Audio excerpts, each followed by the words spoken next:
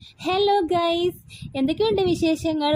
ഇപ്പം എല്ലാവരും ഓണത്തിന് തിരക്കിലാണെന്നൊക്കെ അറിയാം. അപ്പം എൻ്റെ ഈ ചെറിയ ചമ്മന്തിപ്പൊടിയുടെ റെസിപ്പി ഒന്ന് കണ്ടിട്ട് പോണേ. ഓണസദ്യ റെസിപ്പീസ് ഞാൻ 11 ഇട്ടിട്ടുണ്ടായിരുന്നു. അപ്പോൾ 12ാമത്തെ റെസിപ്പിയാണ് ഇന്ന് ചെയ്യുന്നത്. അപ്പോൾ ആദ്യമേ തന്നെ നമ്മൾ ഒരു ഉരുളിയിൽ വെളിച്ചെണ്ണ ഒഴിച്ചു കൊടുത്തിട്ട് കുറച്ച് ചെറിയ ഉള്ളി ഇട്ടൊന്ന് വഴറ്റുക. അത് കഴിഞ്ഞ് തേങ്ങ ചിരകിയതും കൂടെ ചേർത്തിട്ടൊന്ന് വറുക്കാം. ഞാൻ 2 തേങ്ങയാണ് എടുത്തിട്ടുള്ളത്. പിന്നെ തേങ്ങ ഒത്തിരി അങ്ങ് പൊടിഞ്ഞു പോകാതിരിക്കാൻ വേണ്ടിയിട്ട് 2 ചെറിയ ഉള്ളിയും പിന്നെ കുറച്ച് 2-3 വെളുത്തുള്ളി അരിഞ്ഞതും കൂടെ ചേർത്ത് കൊടുക്കുന്നുണ്ട്. കൂടെ കുറച്ച് കറിവേപ്പിലയും ചേർത്ത് നല്ല ബ്രൗൺ നിറമാകുന്നിടം വരെ ഒന്ന് വഴറ്റിയല്ല വറുത്തെടുക്കണം. പിന്നെ അതിനുശേഷം നമ്മൾ കാശ്മീരി മുളക് പൊടിയാണ് ചേർത്ത് കൊടുത്തേക്കുന്നത്. 2 ടേബിൾ സ്പൂൺ കാശ്മീരി മുളക് പൊടി, 1 ടേബിൾ സ്പൂൺ എരിവുള്ള മുളക് പൊടിയും, 1/2 ടേബിൾ സ്പൂൺ കുരുമുളക് പൊടിയും, പിന്നെ കുറച്ച് ഉലുവാപ്പൊടിയും കുറച്ച് ജീരകപ്പൊടി, ഇതെല്ലാം കൂടെ ചേർത്ത് പച്ചമണം മാറുന്നിടം വരെ ഒന്ന് വറുത്തെടുക്കണം. അത് കഴിയുമ്പോഴത്തേക്ക് കുറച്ച് പുളിയും കുറച്ച് ഉപ്പും കൂടെ ചേർത്ത് കഴിഞ്ഞാൽ നമുക്കിനി മിക്സിയിൽ പൊടിച്ചെടുക്കേണ്ട കാര്യമുള്ളൂ.